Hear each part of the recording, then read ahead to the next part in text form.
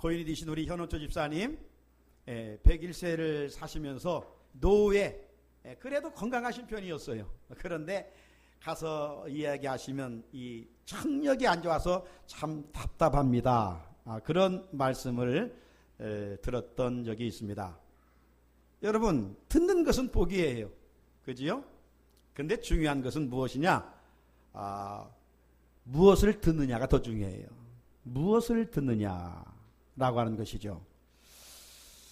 왜냐하면 사람들은 듣는 것에 의해서 지배를 받기 때문입니다. 우리가 나쁜 것을 반복해서 들으면 어느새 내 마음에 그 나쁜 악 영향을 미치게 되는 것이죠. 그래서 오늘날 사람들은 나도 모르는 사이에 열려진 귀로 좋지 않은 것을 너무 많이 듣고 살고 있습니다. 그래서 풍족한 여유로운 생활 속에서도 오늘 현대인들이 다양한 정신질환에 걸려 이런 숫자들이 점점 많아지고 있는 것을 통계는 보여주고 있습니다. 그러므로 우리 내 육신의 건강을 위해서도 우리는 좋은 것을 자꾸 듣기를 사모해야 됩니다. 음악이 우리에게 미치는 영향은 말로 다 할 수가 없어요. 하지만 모든 음악을 듣는다고 우리에게 정서적인 영향을 미치는 것은 결코 아닙니다. 식물을 자라게 하고 또 동물을 자라는 일에 음악을 들어주면 분명 그 효과가 과학적으로 증명이 되고 있습니다. 우리가 집에서 TV를 볼지라도 여러분, 그것이 나에게 좋은 점도 있고 나쁜 점도 있어요.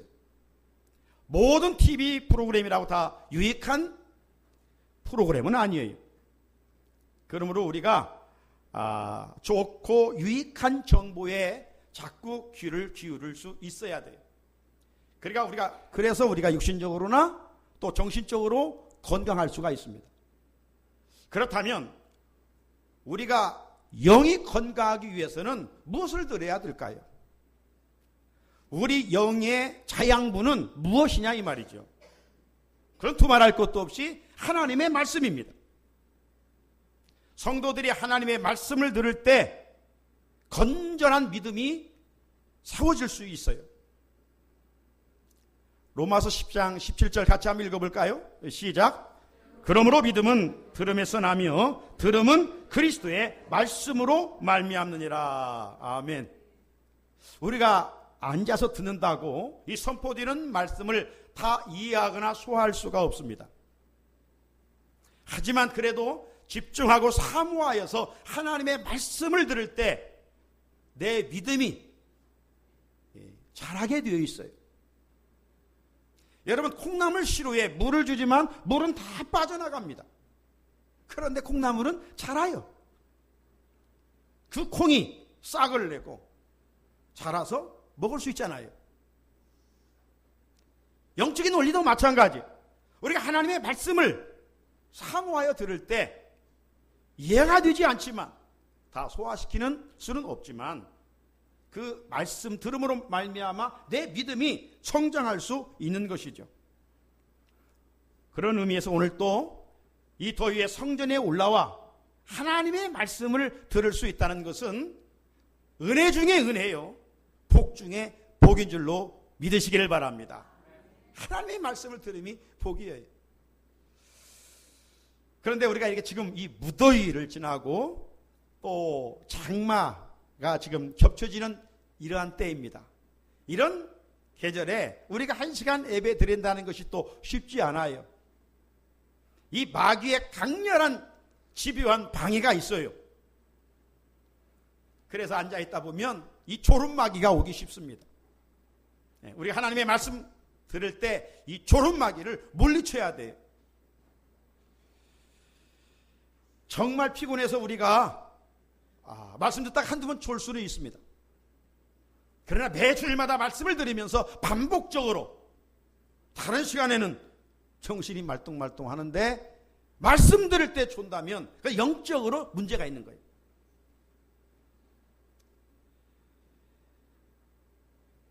말씀을 잘 들어서 말씀의 자양분이 내 안에 있지 아니하면 우리가 축도 위의 삶의 자리에서 능력 있는 그리스도인으로 살 수가 없어요.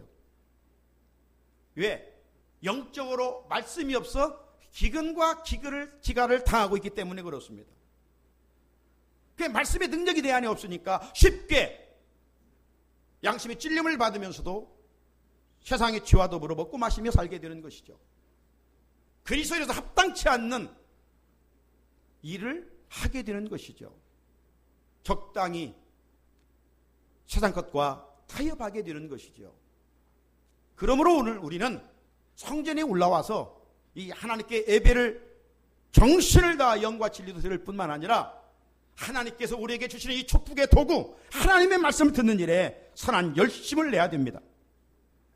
그렇지 않으면 우리의 믿음의 성장에 큰 걸림돌이 되기 쉬워요. 마귀는요 아주 교활해요.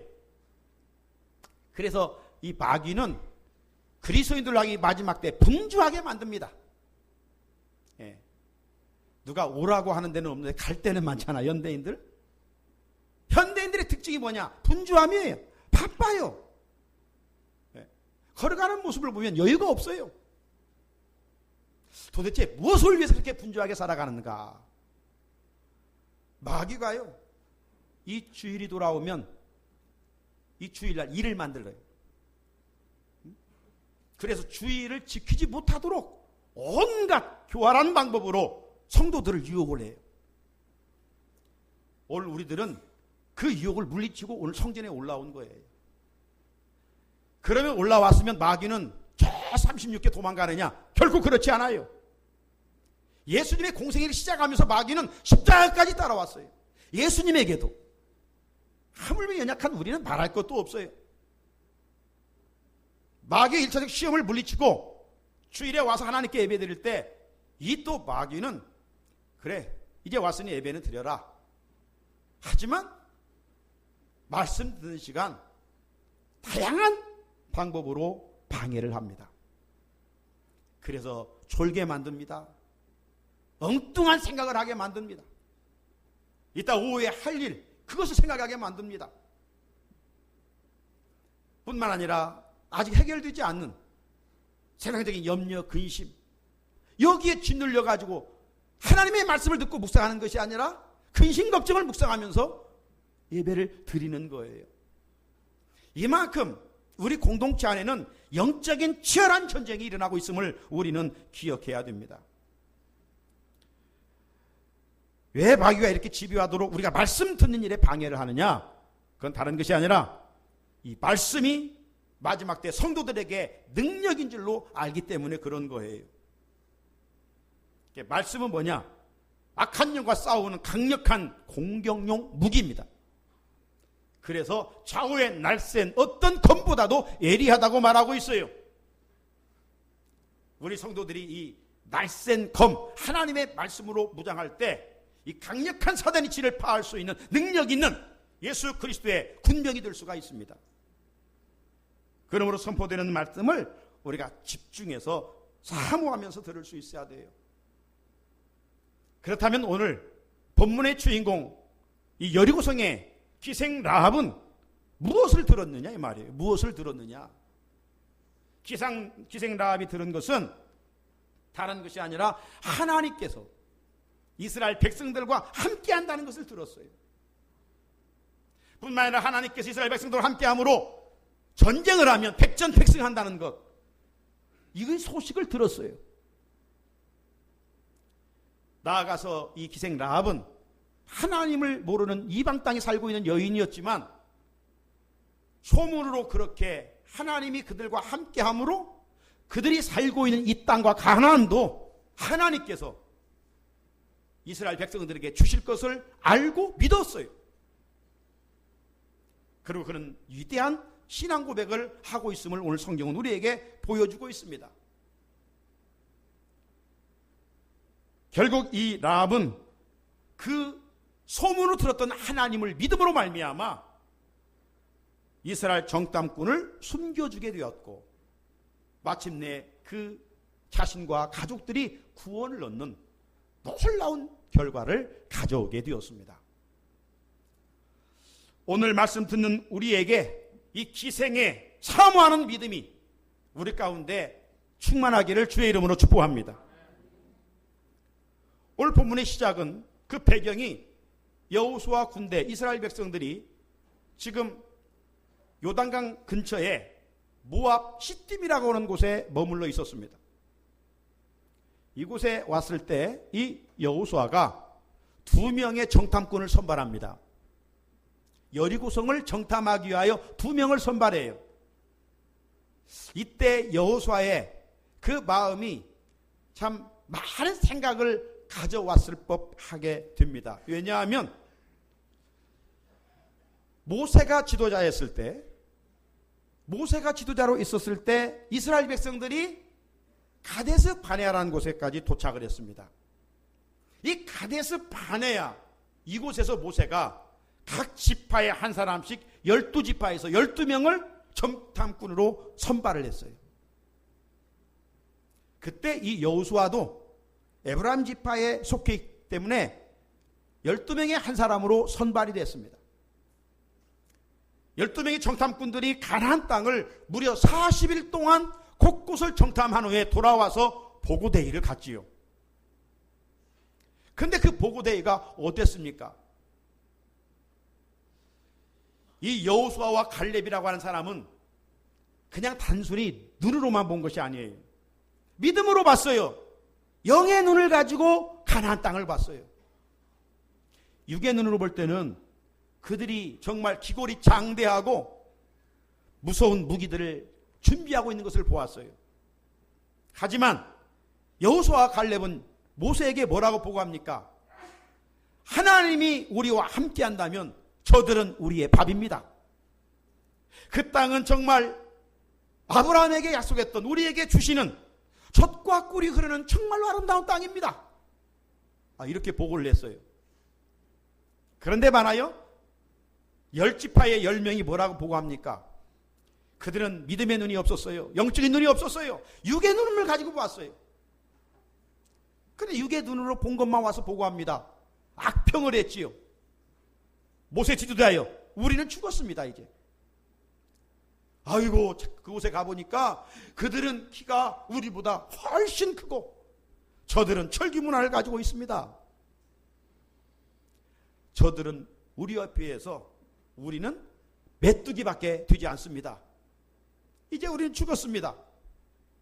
이 다수결의 원칙에 의해서 이 회중들이, 이스라엘 백성들이 여호수아와 갈렙의 긍정적인 보고, 믿음의 보고를 듣지 않고 이 10사람의 부정적인 악평을 듣게 됐어요.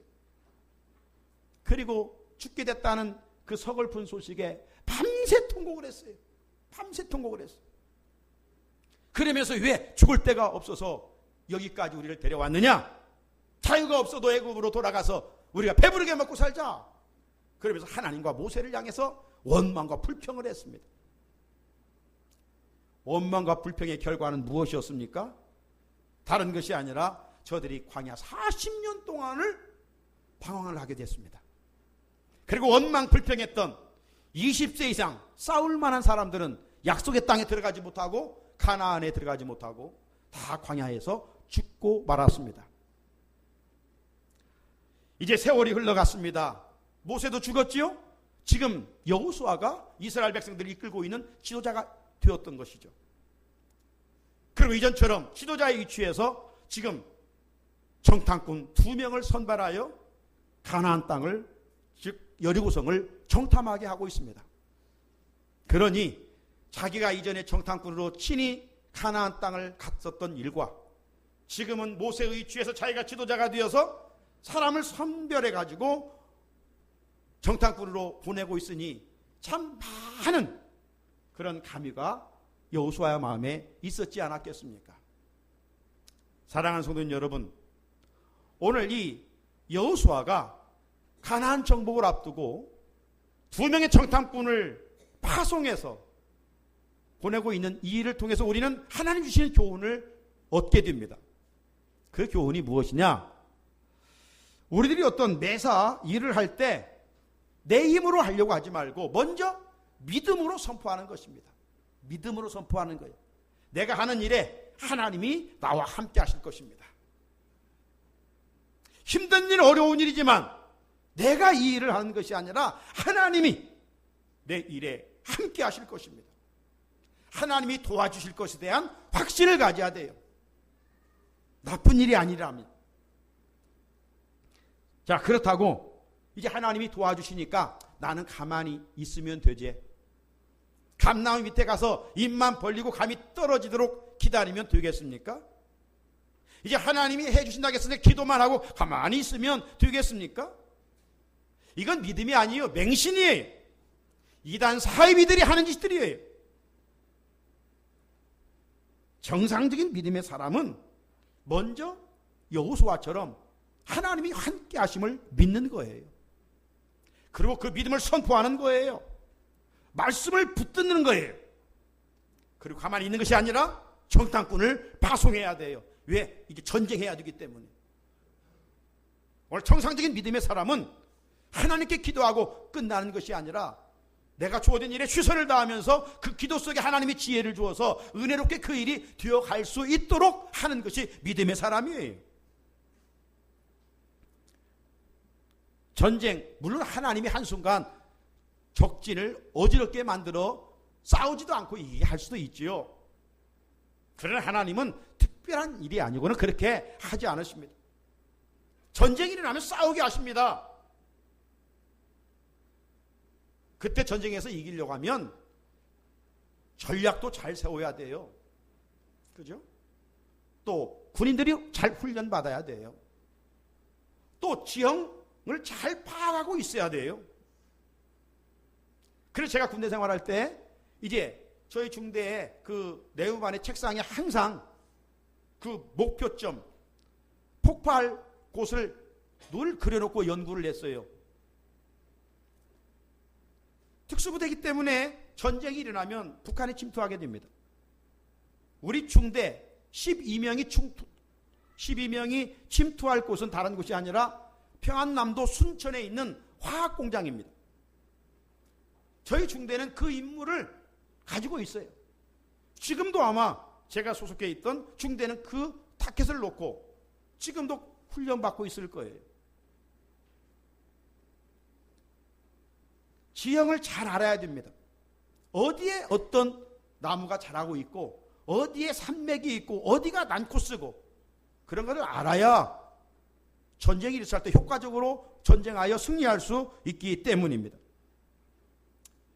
여러분, 우리 신앙생활이나 개인생활은 치열한 영적 전쟁의 현장에 있다는 것을 우리가 기억해야 돼요. 이제 후반기 2016년 신앙생활의 진일보를 위해서 그래, 내가 전반기보다 좀 기도생활 해야지, 말씀생활도 좀 더 해야지. 그래서 남들은 일주일 내내 새벽 기도한다는데 나는 하루라도 한번 새벽을 깨워봐야지. 매일 말씀 묵상 큐티를 한다는데 내가 그동안 나태우 게을러서 열심히 없어서 못했는데 그래, 오늘 또 말씀 듣고 다시 한번 결단하고 말씀 묵상 큐티 생활을 해야지. 이렇게 우리가 선한 마음을 가지면 마귀가 팔짱 끼고 가만히 지켜보고 있는 게 아니라 이 말이에요. 마귀는 우리의 선한 계획을 세울 때 끊임없이 그 일을 못하도록 방해를 합니다. 교활하게 방해를 해요. 성경에 보게 되면 이 마귀가 광명한 천사처럼 변장해서 찾아와가지고 우리를 미혹한다고 그랬어요. 그렇게 우리가 어떤 일을 할 때 하나님이 해주시겠지, 기도만 하고 있으면 그것은 믿음이 아니라 이 말이죠. 선한 목표를 향해서 달려갈 수 있어야 돼요. 잘 준비하면서 기도하는 가운데 하나님의 은혜를 기다려야 돼요. 여호수아는 분명 하나님이 함께 하심을 말씀을 들었습니다. 확신을 가졌습니다. 말씀을 붙들었습니다. 하나님 약속도 붙들었습니다. 그렇다고 가만히 시딤에 머물러 있었던 것이 아니에요. 3일이면 가나안 여리고 땅을 정복하는데 거기와 싸우려면 그 모든 것들을 알아야 했기 때문에 2명의 정탐꾼을 지금 파송하고 있는 것입니다. 믿음을 행동으로 옮기고 있는 거예요. 우리도 목표가 있다면 무조건 무대뽀식으로 믿음으로 밀어붙이는 것이 아니라 기도하면서 거기에 맞는 구체적인 전략을 기도하는 가운데 하나님 주신 지혜를 가지고 세우고 행동으로 옮길 수 있어야 돼요. 이런 라이프 스타일이 진정 이 시대 주님이 찾으시는 제자의 합당한 모습입니다. 이제 이 선발된 정탐꾼이 요단강을 건너 가나안 땅 여리고성에 들어갔어요. 이 여리고성에 들어가지고 누구의 집으로 갔다고 오늘 말씀하고 있습니까? 1절 후반부에 보게 되면 그들이 가서 라합이라는 희생의 집에 들어가 거기서 유숙하더니. 여러분, 여리고성은 가장 큰 성읍이었습니다. 많은 집들이 있을 거 아니에요. 그런데 왜 이들이 다른 집도 아니고 희생 라합의 집에 들어갔느냐 이 말이죠. 희생 라합의 집에. 그 이유가 무엇일까요? 그곳에는 다양한 사람들이 모여서 민심을 나누는 곳이에요. 그렇기 때문에 많은 정보들을 거기에서 가면 얻을 수 있다고 생각했던 것 같아요. 지금 두 정탐꾼 놀러 온 게 아니잖아요. 여행 온 게 아니잖아요. 이 여리고성이 도대체 어떤 곳이고 지금 사람들이 전쟁이 임하는 그 자세가 어떤 것인가, 이걸 지금 듣기 위해서, 정탐하기 위해서 온 사람들이에요. 그래서 사람들이 없는 곳에 가면 안 되잖아요. 사람들이 많이 모이는 곳에서 그 민심을 파악하는 겁니다. 우리가 오늘 11절까지 읽었습니다만 15절에 가보게 되면 이 기생 라합의 집이 어디에 있느냐? 저 높은 성벽 위에 있었습니다. 성벽 위에. 여러분, 많은 곳을 내려다보려면 낮은 데가 있으면 안 되잖아요. 높은 데로 올라가야 되죠. 망대로 올라가야 되죠. 그러니까 이 기생 라합의 집이 높은 곳에 있으니까 그 집을 찾아간 거예요. 거기에 올라가면 한눈에 여리고성을 정탐할 수 있다고 생각했기 때문이었습니다. 하지만 이런 이유는 좀 피상적인 이유도 될 수 있고 깊이로 말하면 얕은 이유입니다. 더 깊은 이유가 뭐냐? 그것은 하나님의 놀라운 섭리였습니다. 하나님의 놀라운 섭리 가운데 지금 이들이 하는 것은 자기들이 하는 게 아닙니다. 여호수아가 지금 조종하고 있는 것이 아닙니다. 배후에서 지금 하나님이 역사를 이끌어가고 계시는 거예요. 무슨 말이냐? 하나님께서 저들로 하여금 기생 라합의 집에 들어간 이유는 구원의 비밀이 거기에 담겨 있는 거예요. 즉 세상에서는 버림받은 천한 기생, 손가락질 받는 기생, 하지만 하나님의 편에서는 그도 구원받을 하나님의 딸이라는 것을 우리가 기억해야 됩니다. 세상 사람들은 손가락질할지라도 하나님은 그조차도 멸망받기를 원치 않는다고 하는 비밀이 여기에 담겨 있어요. 요한복음 4장에 보게 되면 예수님께서 남쪽 유다에 계시다가 북쪽 갈릴리로 가는 내용들이 있잖아요. 그 여행 경로를 보면 당시 사람들의 그 경로와는 다르게 예수님이 행동하시지 않습니까?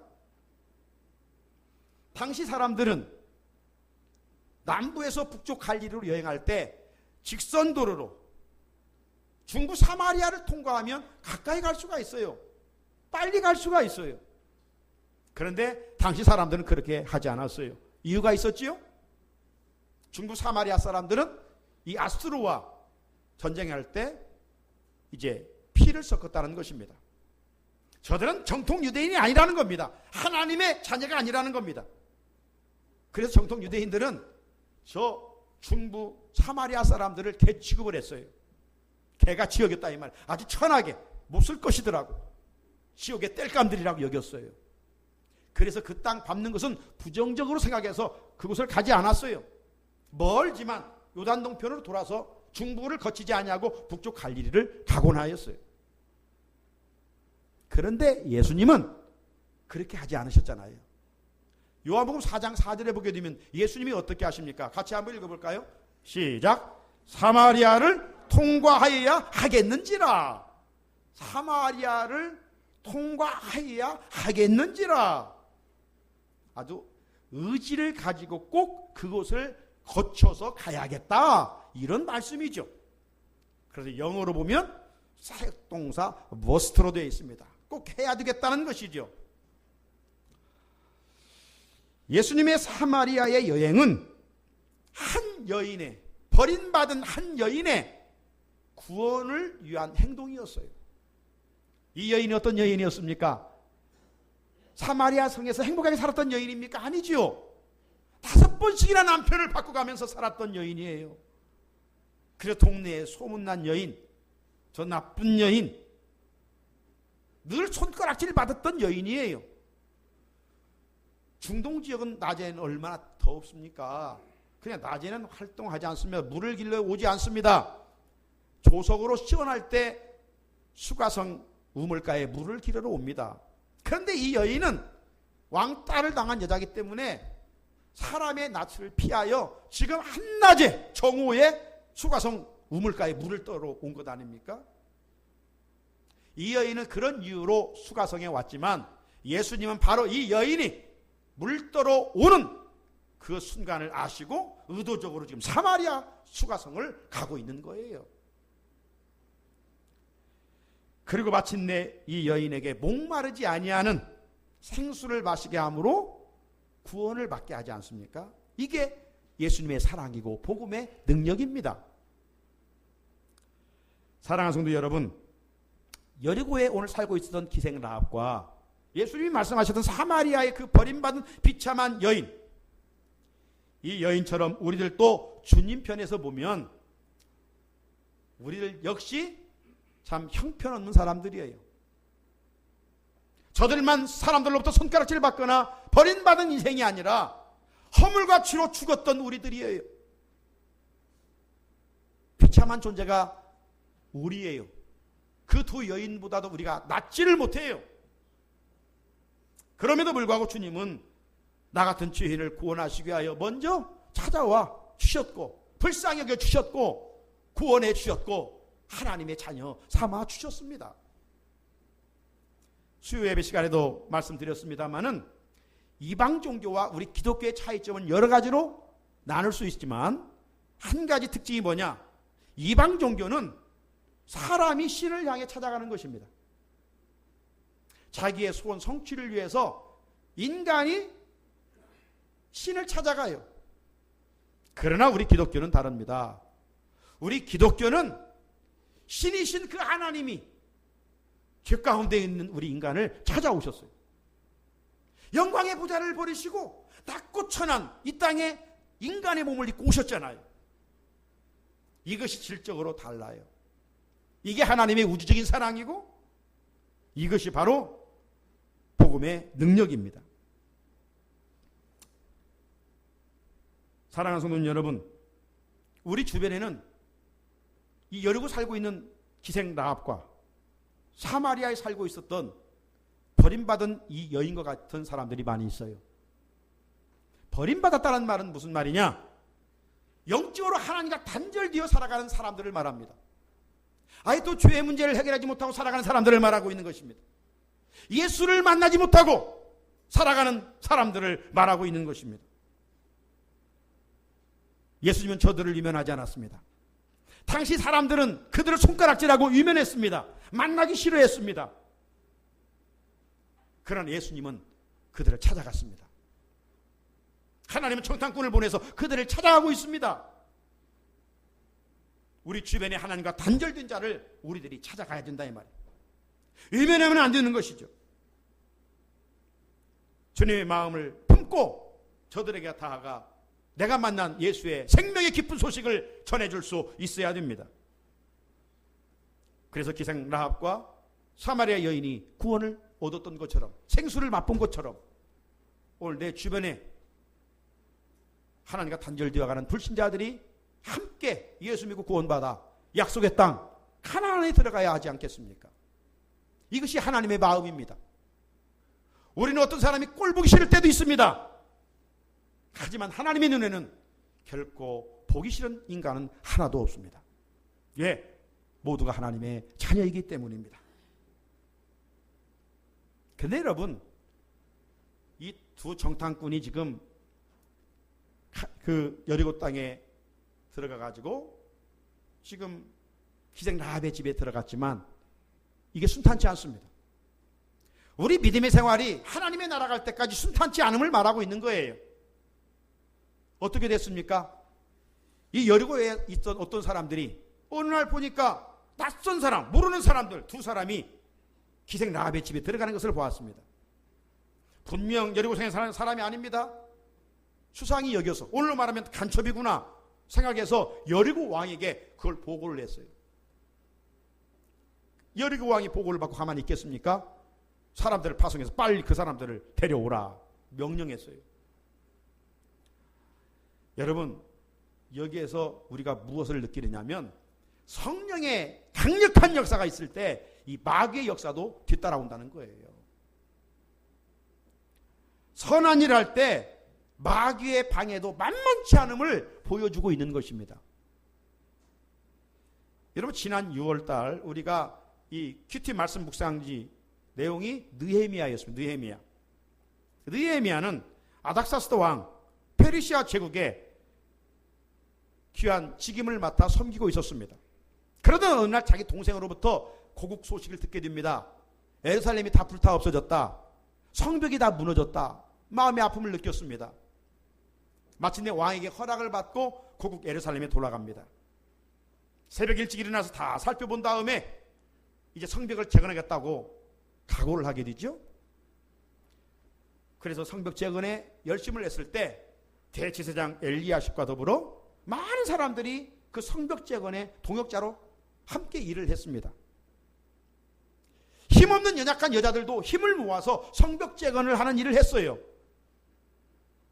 그런데 어느 날 성벽 재건을 하는 일에 방해자들이 나타났습니다.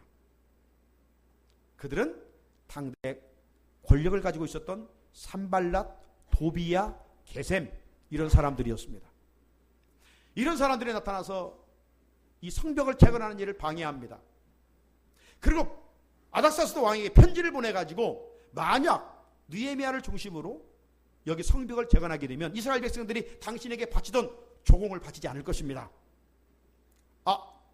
이 거짓된 글을 써가지고 왕에게 보냈습니다. 왕이 받아보니까 혹 그러면 안 되는데? 라고 해가서 성벽 건축하는 것을 중단하게 만듭니다. 하지만 끝까지 굴하지 아니하고 느헤미야를 중심으로 함께 협력하여 52일 만에 성벽을 완전하게 재건하게 되지 않습니까? 사랑하는 성도 여러분, 이런 성벽 재건을 통해서 우리에게 주시는 그 교훈이 무엇입니까? 하나님의 일을 하고 선한 일을 할 때 결코 평탄치만 않다는 겁니다. 마귀의 집요한 방해가 있다는 것입니다. 우리가 기도하다 보면 이런 것을 더 많이 경험합니다. 영적으로 얼마나 치열한 것인가를 알게 됩니다. 그때 우리가 뒤로 물러나면 안 됩니다. 해야 할 일을 하지 않고 머뭇거려도 안 됩니다. 하나님을 의지하면서 더 전진해야 됩니다. 그럴 때 마귀는 제압을 당하고 하나님 주시는 은혜와 평강을 맛볼 수가 있습니다. 오늘 본문에 보게 되면 이제 왕의 명령을 받은 사람들이 기생 라합 집에 왔어요. 기생 라합에게 겁을 주면서 너희 집에 들어온 사람들을 끌어내라.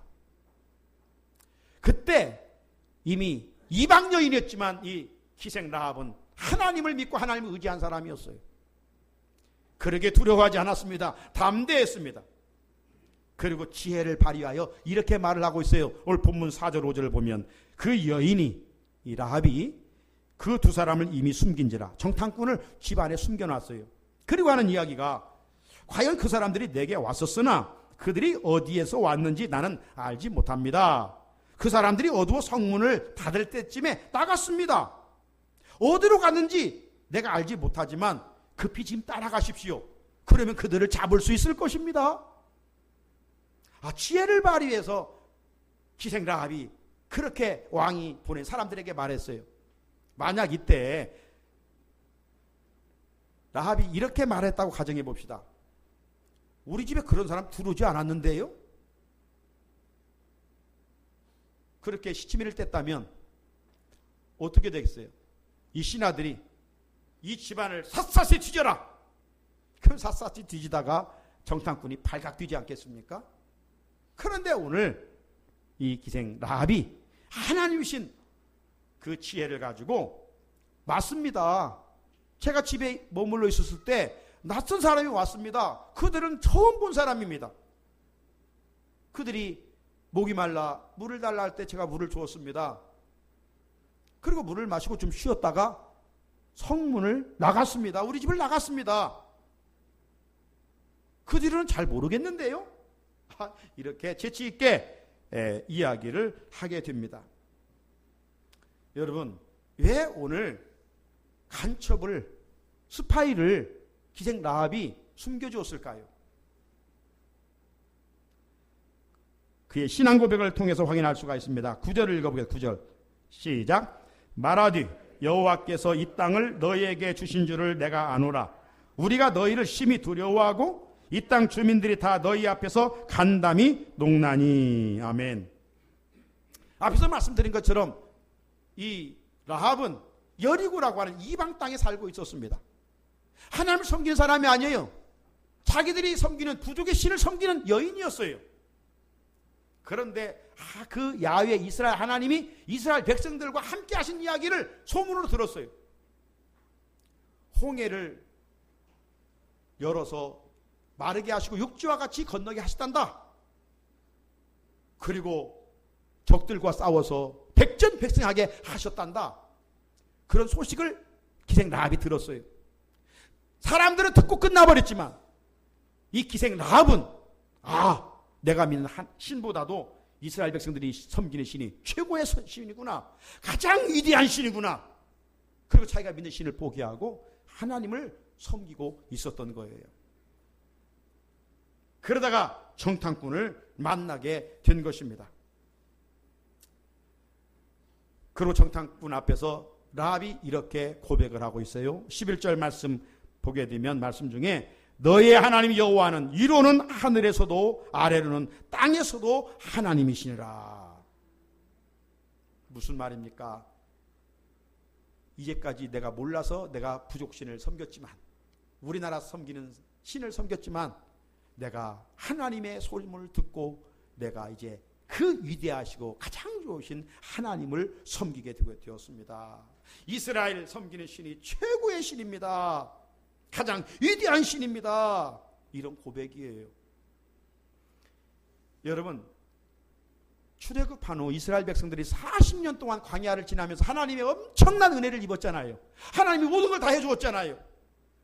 그런데도 이런 고백을 하지를 못했어요. 좀만 어려우면 원망하고 불평했어요. 그런데 하나님의 은혜를 직접 경험한 사람들도 고백하지 못했던 이 신앙 고백을 오늘 이방 천한 여인 기생 라합이, 하나님이 정말 위대하신 하나님입니다, 내가 이제 그 하나님을 믿겠습니다, 그 하나님이 이 땅을 이스라엘 백성들에게 주실 것을 나는 믿습니다, 놀라운 신앙을 고백하고 있습니다. 사랑하는 우리 성산의 여러분, 성도 여러분, 그러므로 신앙의 문제는 연륜이 아닙니다. 얼마만큼 오래 믿었느냐, 이게 중요한 것이 아닙니다. 정말 중요한 것은 뭐예요? 지금 내가 섬기는 하나님을 어떻게 고백하고 있느냐 이거예요. 그 하나님은 살아계신 하나님이요 온 땅의 주이심을 이제 여호수아 3장에 가보게 되면 기록하고 있습니다. 죽은 하나님이 아니에요. 오늘도 살아 역사하시는 하나님이셔요. 그분의 아들 예수 그리스도만이 우리를 위해 주가 되심을 우리가 분명하게 확신 있게 고백하지 않는 한 약속의 땅은 우리의 것이 될 수가 없어요. 이방 여인 기생 라합은 소문으로 듣고 그렇게 믿었어요. 하지만 이제는 우리 복음의 주인공 예수 그리스도를 말씀을 통해서 우리가 들을 뿐만 아니라 말씀을 통해서 눈으로 확인하고 보고 있어요. 그러므로 우리는 라합보다 더 확실한 믿음과 신앙 고백을 통해서 날마다 베푸시는 하나님의 은혜를 덧입어야 하지 않겠습니까? 오늘도 예배에 참석한 우리 모두에게 이 귀한 은혜가 있으시기를 주님의 이름으로 축복합니다. 같이 주신 말씀 붙들고 결단의 기도 드리겠습니다. 걸어가신 하나님 아버지 감사합니다. 오늘도 저희들을 사랑하셔서 주의 전에 불러주셨습니다. 오늘 무엇을 듣느냐 참으로 중요한데 이 시간 이 강단을 통해서 하나님 주시니 귀한 생명의 말씀을 듣게 해주시니 감사합니다. 하나님 말씀을 들을 때 사모함을 우리 가운데 허락해 주셔서 우리 믿음이 날마다 성장하여 하나님 앞에 믿음의 거목들로 쓰임받게 도와주시기를 원하 간절히 기도드립니다. 우리가 믿음 생활할 때 악한 마귀가 얼마나 집요하게 우리를 넘어뜨리려고 하는지 모릅니다. 하나님 이 영적 싸움에서 넘어지지 않게 하시고 영적 싸움에서 승리하는 우리들이 되게 하시고 기생 라합은 이방인이었지만 하나님에 대한 믿음과 신앙 고백이 있었습니다. 주님 우리가 이제 이 기생 라합의 믿음과 신앙 고백을 이어갈 수 있는 신실한 우리 모두가 되어서 하나님이 행하시는 놀라운 일들을 경험하는 우리 모두가 되게 하여 주시옵소서. 우리 구주 예수 그리스도의 이름으로 간절히 기도드립니다. 아멘.